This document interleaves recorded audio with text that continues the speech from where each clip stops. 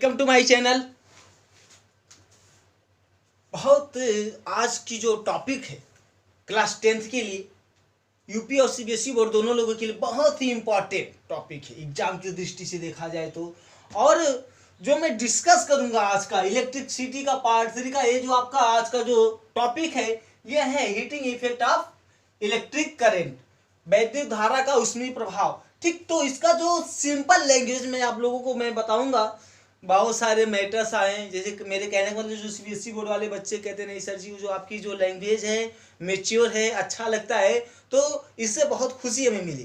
ठीक है, तो चलिए चलते हैं।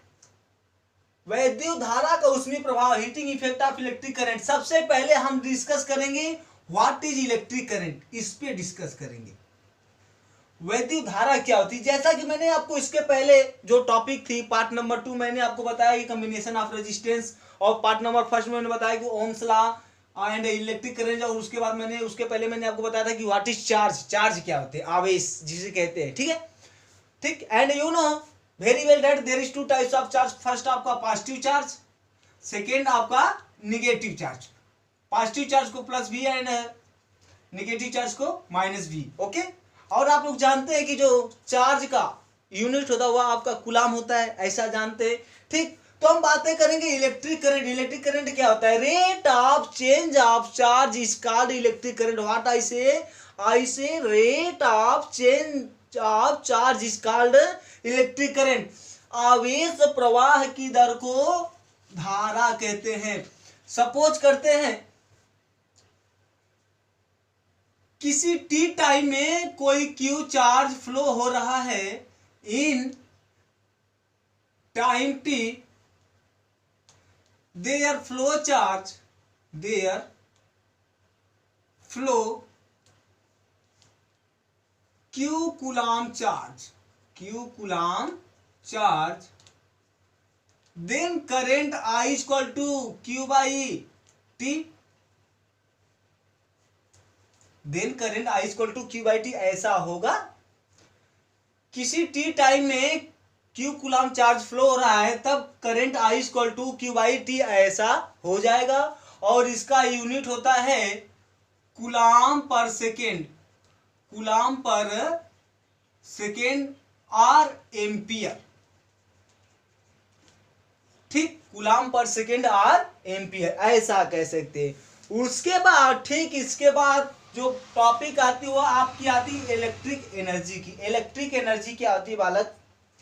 किसी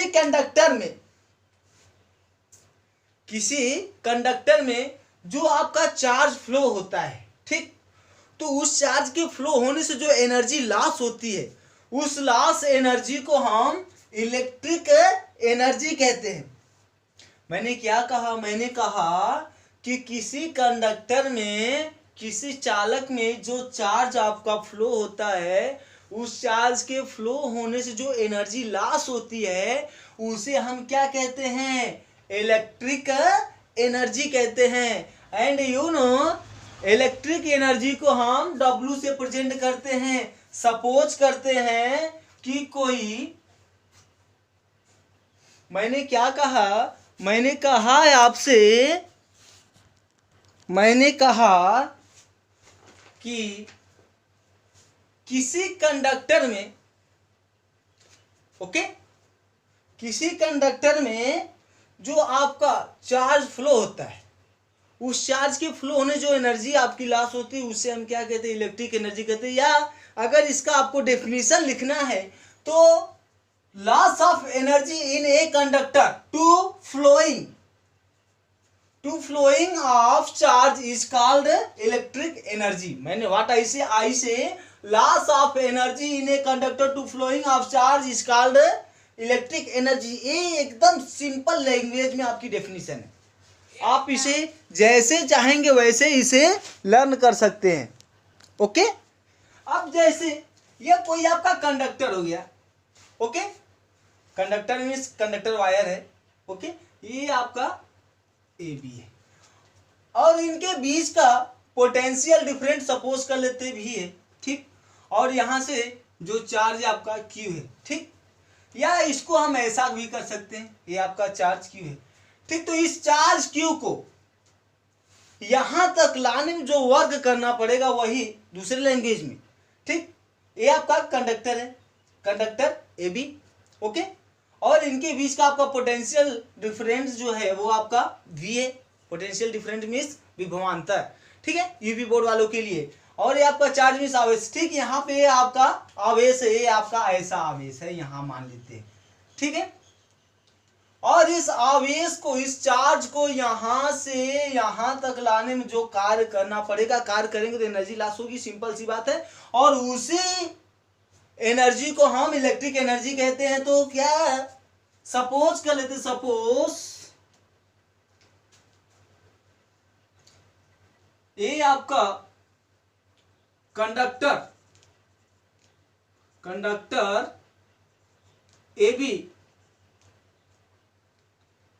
which suppose there is conductor AB which potential difference is V, okay, potential difference is V, potential difference को हम V से प्रेजेंट करते हैं, सिंपल सी बात है, okay.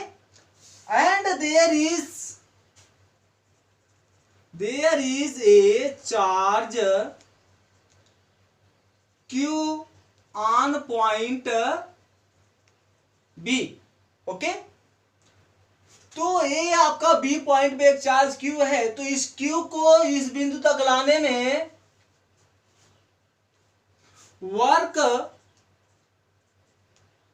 On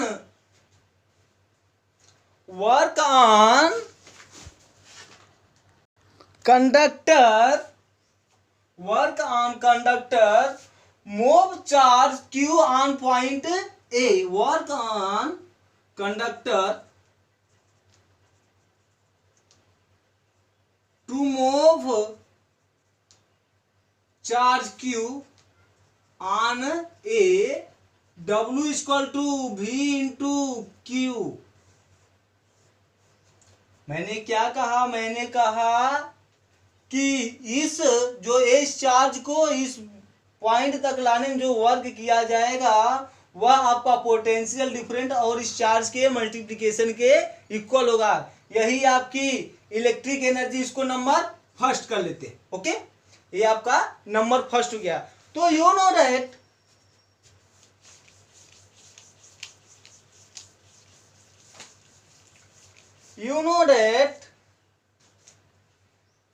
V equal to what I say V equal to, sorry, not V, you know, I equal to Q by T or Q equal to I into T, ऐसा होगा। I equal to Q by T होता है, ये आपका electric current, ऐसा मैंने आपको बताया था, ठीक। एंड ये इस Q को अगर इक्वल करेंगे, ये I यहाँ पे डिवाइड है, जब इसका ट्रांसफर इस साइड होगा तो ये मल्टीप्लाई हो जाएगा, ओके। तो Q equal to I into T मिला। Then from first equation number first से आपका क्या है, W इक्वल टू क्या है, V इंटू Q है, तो Q के प्लेस पे ये वैल्यू पुट कर देते हैं, I इंटू टी, और W इक्वल टू VI, ऐसा होगा, ऐसा होगा, सिंपल सी बात है। एंड यू नो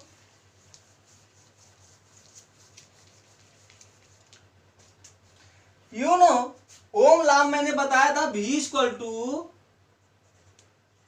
IR होता है, V इक्वल टू IR होता है। यह आपका नंबर सेकेंड है। जो आपका पोटेंशियल डिफरेंट होता है वह आपका करंट और रेजिस्टेंस के मल्टीप्लाई की इक्वल होता है। तो W इक्वल टू क्या हो जाएगा भाई, इसके प्लेस पे अगर हम इसको रखेंगे I into R into I into T, तो ये आपका हो जाएगा W equal to I square R T, ऐसा होगा। क्यों भाई, बात समझ आई कि नहीं, ऐसा होगा। चलिए, यदि हम यहां से या यहीं से ले ले या तो यहां से ले ले, मैंने क्या बताया, V इक्वल टू IR आपको बताया, या I equal to V by R ऐसा होता है, I equal to V by R होता है। तो ये आपका ऐसा हो जाएगा, W इक्वल टू आई की वैल्यू पुट करते हैं V बाई आर का स्क्वायर इंटू आर की। कैसे? क्योंकि I equal to V by R होता है, ऐसा होता है। तब W इक्वल टू क्या मिल जाएगा भाई? W इक्वल टू मिलेगा V square T by R, ऐसा आपको मिलेगा। W equal to V square T by R ऐसा होता है। ठीक है, अब इसके बाद एक महत्वपूर्ण बात आती है। क्या मैंने बताया? मैंने कहा इसके बाद जो इंपॉर्टेंट बात है वो क्या है आपकी, ये जो आपका इसका जो यूनिट होगा ये तो आपका जूल होगा ना। यदि आपका कैलोरी में दिया जाए तो ये तो सोचने की बात है, यदि ये कैलोरी में दिया जाए बालक तो ये आपका क्या हो जाएगा, या इस एनर्जी को हम हीटिंग एनर्जी भी कह सकते हैं। Heating energy equal to V I T by 4.2 calorie, ये आपका कैलोरी हो गया। ठीक है, ये आपकी ऐसी बात। अब इसके बाद एक इंपॉर्टेंट बात आती है, इलेक्ट्रॉन वोल्ट क्या होता है। उसके बाद एक और अच्छी बात आती है, वो अच्छी बात है कि इलेक्ट्रिक पावर, वैद्युत शक्ति। What is electric power? Electric power, वैद्युत शक्ति। वैद्युत शक्ति की अगर हम बात करें बालक, तो कहने का मतलब होता है कि rate of change of energy is called electric power. What I say rate of change of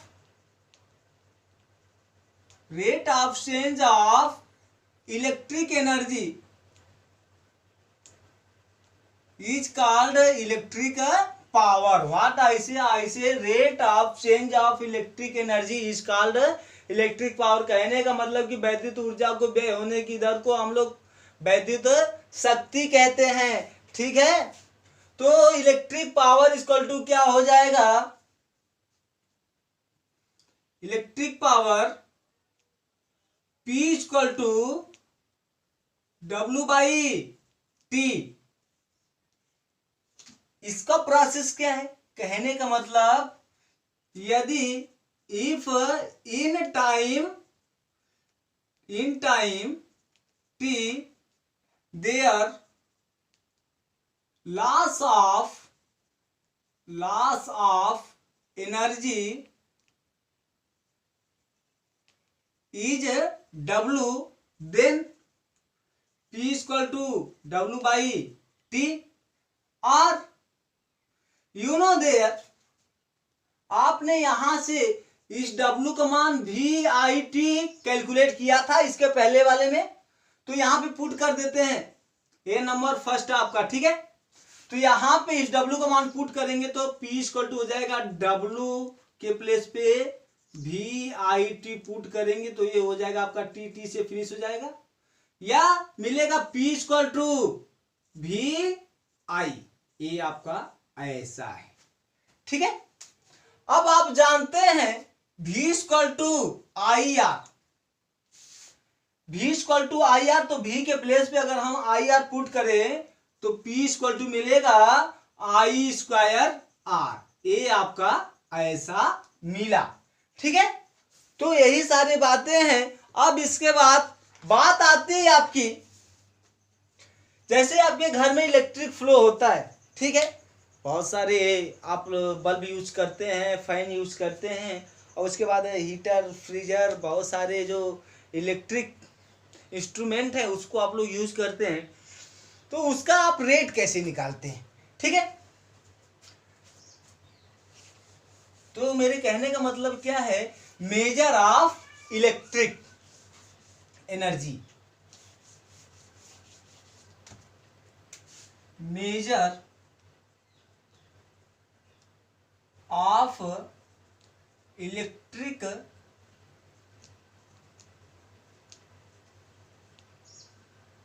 energy. इसकी बात किया जाए, इसकी बात कहां से स्टार्ट होती है? ये जो आपका इलेक्ट्रिक पावर है, इलेक्ट्रिक जो पावर है उसका जो यूनिट होता है, उसका यूनिट होता है वाट। वाट मीन्स WATT, इसका यूनिट होता है वाट। ओके, और इसके यूनिट से ही आपके घरों में जो इलेक्ट्रिक यूज होती है, स्पेंड होती है, उसका हम कैलकुलेशन करते हैं। और जो आपके घरों में बिल आती है वह आपकी यूनिट में होती है, और वो यूनिट आपकी किलोवाट घंटा में होती है, किलो वाट आवर। ओके, और यूनिट जो निकालते हैं वो आपका 1 kilo watt hour equal to volt into ampere into hours by 1000।